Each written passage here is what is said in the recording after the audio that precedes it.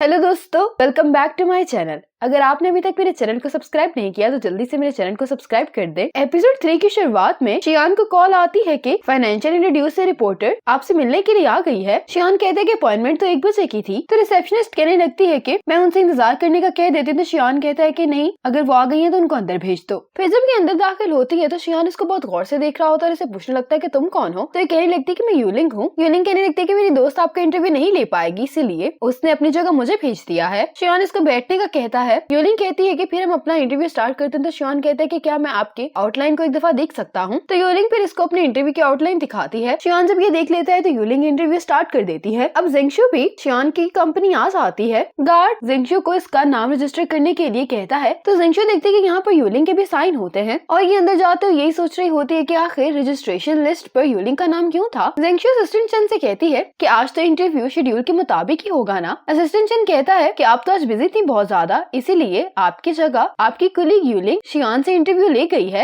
ये सुनकर जिंगशु को शॉक लगता है और साथ ही यहाँ पर शियान भी आ जाता है, जिसे जिंगशु बहुत गौर से देख रही होती है। लेकिन शियान इसके पास से गुजर कर चला जाता है। जिंगशु शियान के पीछे जाते इससे कहने लगती है कि आपने इंटरव्यू का बेसिक पार्ट कंप्लीट किया है, लेकिन अभी भी इंटरव्यू के 5 सवाल रह गए हैं। क्या मैं आपका थोड़ा सा वक्त ले सकती हूँ। तो शियान इससे कहता है कि वो 5 सवाल क्या हैं। जिंगशु कहती है कि युनचेंग मिनग्यू ग्रुप की सब्सिडायरी है, तो क्या ये इंडिपेंडेंटली भी फ्यूचर में काम करेगी। दूसरा सवाल युनचेंग और गुआन ग्रुप की कोलैबोरेशन से मुतल्लिक है और तीसरा सवाल ये पूछती है कि प्रोफेसर यू चाइना वापस आ गए हैं, क्या ये भी प्लान का हिस्सा है। शियान इसके क्वेश्चंस सुनकर काफी इंप्रेस दिखाई दे रहा होता है और ये जिंगशु से कहता है कि मेरे साथ आओ। फिर जब ये लिफ्ट में जा रहे होते हैं तो शियान को चलने की कॉल आती है, लेकिन ये कॉल कट कर देता है और फिर चेनली असिस्टेंट चेन के नंबर पर कॉल करती है तो ये फोन स्पीकर पर ही कर देता है, जो गुस्से में कह रही होती है कि मेरे अंकल को फोन दो। तो शियान अपनी नीस से कहता है कि अगर तुम सही से बिहेव नहीं करोगी तो आईने मेरे सामने मत आना। जिंगशु कहती है कि अगर इसका अपनी नीस पर इतना ही हुक्म चलता है तो ये इसको एक अच्छा इंसान बनना क्यों नहीं सिखाता। पार्किंग लॉट में आने के बाद शियान जिंगशु से कहता है कि मेरा सफर 2 घंटे का है, तुम इसी दौरान मेरा इंटरव्यू ले लो। तो जिंगशु कहती है कि मुझे कोई मसला नहीं है। ये कहकर ये गाड़ी में बैठ जाती है। अब शियान जिंगशु से कहता है कि मेरे पास ज्यादा टाइम नहीं है, तुम अपना इंटरव्यू जल्दी शुरू कर लो। जिंगशु कहती है कि इंटरव्यू शुरू करने से पहले हम थोड़ी सी नॉर्मल बात करते हैं, ऐसा करके इंटरव्यू करना ज्यादा आसान हो जाता है। तो शियान कहते हैं कि क्यों ना हम दोनों एक दूसरे को इंट्रोड्यूस करवा दें। ये दोनों इंट्रोड्यूस करवाने लगते हैं और उसके बाद जिंगशु पूछती है कि आप बहुत कम ही इवेंट्स पर जाते हैं। जिस रात मेरी आपसे पहली दफा मुलाकात हुई थी, आप उस दिन गॉन ग्रुप के इवेंट पर गए हुए थे। क्या आपकी और गॉन ग्रुप की पार्टनरशिप ऑफिशियली जल्दी अनाउंस होने वाली है। अब जब जिंगशु ये सवाल पूछ रही होती है तो शियान इसको बहुत गौर से देखने लगता है। तो जिंगशु से पूछती है कि क्या मैंने कुछ गलत कह दिया है। शियान कहते हैं कि तुम्हें ऐसा क्यों लगता है कि गॉन ग्रुप युनचेंग के साथ कोलैबोरेशन करना चाहता है। ये सवाल सुनकर जिंगशु थोड़ी देर के लिए चुप हो जाती है और इसके बाद सफर के दौरान इनका इंटरव्यू काफी अच्छी तरह से चलता रहता है। अब जिंगशु आखिरी सवाल ये पूछती है कि आपने अपना फैमिली बिजनेस छोड़कर अपना बिजनेस क्यों स्टार्ट किया, और अब आप जब अपना बिजनेस कर रहे हैं तो क्या आपके डैड आपको सपोर्ट करते हैं। ये सवाल सुनकर शियान को याद आने लगता है। शियान के डैड इसे कहते हैं कि अब मैं बूढ़ा होता जा रहा हूँ तो मिनग्यू का फ्यूचर सिर्फ तुम पर डिपेंड करता है। लेकिन शियान अपने डैड से कहता है कि ब्रदर इन लॉ मेरे से ज्यादा काबिल हैं और मैं अपने लिए कुछ मीनिंगफुल करना चाहता हूँ। तो इसके डैड शियान से कहते हैं कि मैं बहुत जल्द रिटायर होने वाला हूँ, तो तुम ये गाड़ी अपने साथ लेकर जा सकते हो। शियान अब अपनी घड़ी की तरफ देखते हुए कहता है कि 2 घंटे का वक्त पूरा हो गया है और इस सवाल का जवाब ये जिंगशु को नहीं देता। शियान हॉर्स राइडिंग करने के लिए यहाँ पर पहुँच गया होता है। जिंगशु जब इस जगह को देख रही होती तो शियान इसे कहने लगता है कि अब तुम जा सकती हो। तो जिंगशु सोचती है कि आखिर मैं इस जगह से वापस कैसे जा सकती हूँ। तो जिंगशु कहती है कि मैं यहाँ पर कार में आई हूँ तो वापस भी इसी कार में जाऊंगी। जिंगशु अब शियान के पास जाती है, उसे कहती है कि मेरा एक और आखिरी सवाल भी है और पूछती है कि क्या तुम्हारी कोई गर्लफ्रेंड है। ये सवाल सुनकर शियान हैरान हो जाता है। तो जिंगशु कहने लगती है कि सिर्फ रीडर्स की क्यूरियोसिटी को सेटिस्फाई करने के लिए मैं ये सवाल पूछ रही हूँ। शियान इस सवाल का जवाब नहीं देता और आगे चला जाता है। इतने में अंकल गॉन यहाँ पर आ जाते हैं जो शियान से पूछते हैं कि ये कौन है। जिंगशु मिस्टर गॉन को देखते उनके पास जाते और अपना इंट्रोडक्शन करवाती है। मिस्टर गॉन कहने लगते हैं कि मैंने तुम्हारे कई आर्टिकल्स पढ़े हैं, वो बहुत ही अच्छे लिखे होते हैं, लेकिन बस मैंने इस बात की उम्मीद नहीं की थी कि तुम इतनी यंग होगी। ये कॉम्प्लीमेंट सुनकर जिंगशु काफी खुश होती है। तो मिस्टर गॉन कहने लगते हैं कि शियान यहाँ पर पहले कभी किसी लड़की को नहीं लेकर आया, तो मैंने तुम्हारे लिए कुछ भी प्रिपेयर नहीं किया, इसमें मेरी कोई गलती नहीं है। शियान कुछ कहने करने लगा होता है तो जेंगशु इन हॉर्सेस को देखकर कहने लगती है कि ये तो बहुत ही सुंदर है। मिस्टर गॉन कहते हैं कि अभी बेस्ट वाले हॉर्स तो अंदर हैं, क्या तुम इन्हें देखना चाहती हो? तो जेंगशु कहती है कि हाँ। तो मिस्टर गॉन शियोन से कहते हैं कि तुम जेंगशु को यहाँ सब कुछ दिखा दो। अब जेंगशु शियोन के पीछे चली जाती है। यहाँ पर एक रूम होता है तो शियोन कहते हैं कि मैं यहाँ पर चेंज करने के लिए जा रहा हूँ। तो जेंगशु कहती है कि मैं तुम्हारा इंतजार कर लूंगी। इतने में यहाँ पर मिस्टर गॉन आ जाते हैं जो जेंगशु से कहते हैं कि क्या तुम्हें हॉर्स राइडिंग आती है? जेंगशु कहती कि नहीं। मिस्टर गॉन कहते कि मेरी वाइफ के राइडिंग क्लॉथ्स यहाँ पर पड़े हुए हैं, तुम चाहो तो उनको पहन सकती हो। अब तुम यहाँ पर आ गई हो तो एक दफा ट्राई करके क्यों नहीं देखती? अब कपड़े बदलते हुए जेंगशु को शियोन के बाहर आने की आवाज आती है तो ये कहती है कि मिस्टर शी मुझे ये बेल्ट बांधनी नहीं आती, क्या आप मुझे सिखा सकते हैं? अब जैसे ही जेंगशु शियोन के कदमों की आवाज सुनती कि उसके पास आ रहा है तो जल्दी से अपना कोट पहनने लगती है। शियोन को अंदर से हलचल की आवाजें आ रही होती हैं तो ये अपने आप से कहता है कि मेरे साथ ट्रिक्स खेलने की कोशिश कर रही है और बाहर जाते हुए कहता है कि अगर तुम्हें ये पहनना नहीं आता तो फिर राइड ही नहीं करो। इसके बाद जेंगशु जब बाहर आती है तो शियोन अपने हॉर्स के साथ खड़ा होता है। शियोन काफी अच्छा लग रहा होता है तो जेंगशु उसको देखती ही रह जाती है। अब मिस्टर गॉन जेंगशु के लिए इसका हॉर्स लेकर आ जाते हैं। जेंगशु शियोन से कहती है कि आप क्या मुझे राइड करना सिखाएंगे? शियोन कहता है कि हाँ जरूर। अब ये दोनों इस हॉर्स पर बैठ जाते हैं। जेंगशु शियोन से कहती है कि मेरी पहली राइड है तो मैं थोड़ा सा नर्वस हूँ। और अब शियोन जेंगशु को राइड करना सिखाने लगता है। पहले तो ये बहुत आराम से हॉर्स को चला रहा होता है लेकिन फिर ये जेंगशु को कहता है कि थोड़ा टाइटली पकड़ो और साथ ही ये हॉर्स को बहुत तेजी से भगाना शुरू कर देता है। जेंगशु को बहुत ज्यादा ही डर लग रहा होता है और ये चला रही होती है। और इस तेज राइड के बाद जेंगशु हॉर्स से नीचे उतर आती है। शियोन कहता है कि क्यों, क्या हुआ, अब तुम आगे नहीं सीखना चाहती? तो जेंगशु कहती है कि मैं तो सिर्फ एक्सपीरियंस कर रही थी इसको। ये सब कुछ शियोन ने जानबूझकर किया होता है इसलिए ये इसको ऐसे देखकर मुस्कुरा रहा होता है। अब जेंगशु साइड में आकर बैठ जाती है। मिस्टर गॉन जेंगशु को देखते हुए कहते हैं कि ये लड़की बहुत इंटरेस्टिंग है और ये तुम्हारी टाइप की भी लगती है। शियोन कहते हैं कि हमारे दरमियान कुछ भी नहीं चल रहा है। मिस्टर गॉन कहते हैं कि अगर तुम चांस दोगे तो फ्यूचर में कुछ हो सकता है। मिस्टर गॉन शियोन से कहने लगते हैं कि जो रास्ता तुमने अपने लिए चुना है वो बहुत ही कठिन और लंबा है। मिनग्यू अभी क्राइसिस से निकला है और तुम युनचंग को बिल्ड करना चाह रहे हो। टियन और बाकी सब ने मिनग्यू के बुरे वक्त में उसका बहुत साथ दिया, इसलिए तुम्हें उनकी मदद को भूलना नहीं चाहिए। और युनचंग को सिर्फ अभी स्टेबिलिटी की जरूरत है। युनचंग के कारण इन सबको नाराज करने की भी कोई जरूरत नहीं है, क्योंकि ये लोग अगर खुश नहीं होंगे तो तुम्हें बहुत सारे मुश्किलात का सामना करना पड़ सकता है। शियोन कहते कि इसलिए तो मुझे ज्यादा मेहनत करनी है, क्योंकि अगर फैसला ठीक हो तो इस तरह की नाराजगी भी वक्ती होती है। मिस्टर गॉन कहने लगते हैं कि यू वापस आ गई है तो वो आजकल कहाँ बिजी है? शियोन कहता है कि वो कुछ दिन पहले वापस आई है, वो कुछ भी नहीं कर रही, बस अपनी जिंदगी को जाया कर रही है। मिस्टर गॉन कहते हैं कि यू एक स्मार्ट लड़की है, तुम उसको अच्छे से ट्रेन करो तो वो काफी अच्छा काम कर सकती है। शियोन कहते हैं लेकिन मुझे समझ नहीं आ रहा कि मैं यू के लिए और पॉसिबिलिटीज कैसे क्रिएट करूँ। तो मिस्टर गॉन कहते हैं कि तुम उसको गॉन ग्रुप में ज्वाइन करवा सकते हो। शियोन कहते हैं कि अगर वो गॉन्जी के साथ काम करेगी तो गॉन्जी तो उसको बिगाड़ देगा। मिस्टर गॉन कहते हैं कि यू ने जर्नलिज्म पढ़ा हुआ है तो उसको किसी मीडिया हाउस में जॉब मिल सकती है। तो शियोन जेंगशु को देखते हुए कहता है कि हम यू को ये ट्राई करने दे सकते हैं। जेंगशु कहती है कि ये अभी तक मुझे घूरे जा रहा है, ये बस मुझे एम्बैरेस फील करवाना चाह रहा है, लेकिन फिक्र नहीं करो, फ्यूचर में तुम मुझसे मिलने के बारे में सोच भी नहीं सकते हो। अब जब ये लोग वापस जा रहे होते हैं तो शियोन अपने ड्राइवर से कहता है कि पहले जेंगशु को तुम घर पर ड्रॉप कर दो। जेंगशु सोचने लगती है कि क्या इसको भूख नहीं लगती, और फिर जेंगशु शियोन को देखने लगती है, सोच रही होती है कि काम करते हुए काफी कूल लगता है। इसके बाद जेंगशु कार में ही सो जाती है। शियोन जब इसको ऐसे देखता है तो ये थोड़ा सा आगे होता है और जेंगशु इसके कंधे पर सर रख लेती है। जेंगशु की जब आंख खुलती है तो इसका घर आ गया होता है। ड्राइवर से पूछती कि शियोन कहाँ पर है। तो ड्राइवर जेंगशु को बताता है कि शियोन को काम आ गया था तो उन्होंने मुझे कहा था कि मैं पहले आपको घर छोड़ दूं। जब ये गाड़ी से नीचे उतर जाती तो अपने आप से कह रही होती है कि आखिर मैं अपने इंटरव्यू की गाड़ी में कैसे सो सकती हूँ, पहले तो कभी भी ऐसा नहीं हुआ। अपने आप से बात करते हुए ये अपने कान को हाथ लगा रही होती तो उसे पता चलता है कि इसका इयरिंग तो शियोन की कार में ही रह गया है। ये मीटिंग शियोन ने चेन से करनी होती। चेन शियोंग से कहता है कि लियोंग हमें 50 मिलियन की इन्वेस्टमेंट करने को तैयार है, जो कि हमारी कंपनी की करंट स्टेज के लिए बहुत अच्छी है। शियोन इसको कहता है कि लियोंग तो चाह रही है कि हम उसमें इन्वेस्टमेंट करें, इसलिए तुम्हें सिर्फ अभी का नहीं सोचना चाहिए, अपनी कंपनी के बारे में तुम्हें आगे तक का सोचना चाहिए। चेन कहता है कि आप ठीक कह रहे हैं, लेकिन मैं अपनी टीम को सेटिस्फाई नहीं कर पा रहा हूँ क्योंकि हमारी जो कोलैबोरेशन है वो इतनी अच्छी नहीं चल रही। तो शियोन कहता है कि तुम फिक्र नहीं करो, मैं कुछ टाइम निकाल कर सबको ये एक्सप्लेन कर दूंगा। इस तेज हॉर्स राइडिंग के कारण जेंगशु की टांग में क्रैम्प पड़ गया होता है, लेकिन इसके बावजूद जेंगशु अपने आर्टिकल पर काम शुरू कर देती है। दूसरी तरफ शियोन जब अपनी कार में वापस जा रहा होता है तो इसको जेंगशु का ये इयरिंग मिल जाता है। अब अगले दिन जेंगशु मिस ये को अपना आर्टिकल सबमिट करवा देती है। मिस ये से कहती है कि तुम मुझसे कुछ कहना चाहती हो। तो जेंगशु कहती है कि मैं शियोन की इंटरव्यू की ऑडियो को डिजिटल मैगजीन में यूज करना चाहती हूँ। मिस ये कहती है कि एक अच्छा आइडिया है, लेकिन डिजिटल मैगजीन को अपग्रेड करना कोई आसान काम नहीं है, वैसे भी हमारे पास पैसे नहीं है अभी। जेंगशु कहती है कि जब हम डिजिटल मैगजीन को अपग्रेड करेंगे तो रीडर्स भी हमें हमारे कंटेंट के लिए पैसे देंगे। मिस ये कहती है कि मुझे इसके लिए एडिटर इन चीफ से बात करनी होगी। शियोन मिस ये को थैंक्स कहती है और इसी मोमेंट पर एपिसोड 3 खत्म हो जाती है।